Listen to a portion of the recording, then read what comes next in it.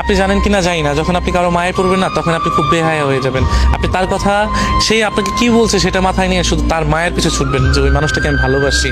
এই একটা জিনিস খেয়াল করেছেন যে কাটা ঘায়ে যখন লবণ দিলে যেমন যন্ত্রণা হয় না, আদৌ কি জানেন কিনা জানি না, দেখবেন কি তাজা কোনো মাছের উপরে যখন আপনি লবণ ছিটান তখন ওই মাছটা না যন্ত্রণা ছটফট ছটফট করে। তো অমনটাও না কিছু মানুষ বা কিছু ভালোবাসার মানুষ থাকে, যে মানুষটার মায়ে পড়ে এতটা বেহায়া হয় যে মানুষটা বারবার তাড়িয়ে দেওয়ার পর নয় মানুষটার কাছে বারবার ছুটে যায়।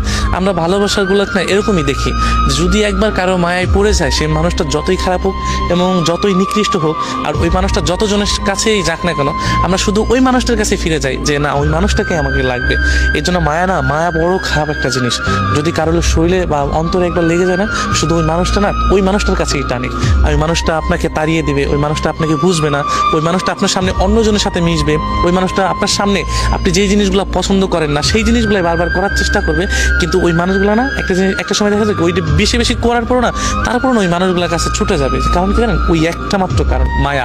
এই জন্য মায়া জিনিসটা আমাদের ভিতরে এমনভাবে দেওয়া হয়েছে যে নারী মায়া লাগানোর দিক দিয়ে শ্রেষ্ঠ, অভিনয়ের জন্য শ্রেষ্ঠ, ছলনাময়ের দিক দিয়েও শ্রেষ্ঠ, সব দিক দিয়েই শ্রেষ্ঠ। কারণ এই নারীর কারণেই আজ আমরা হয়তো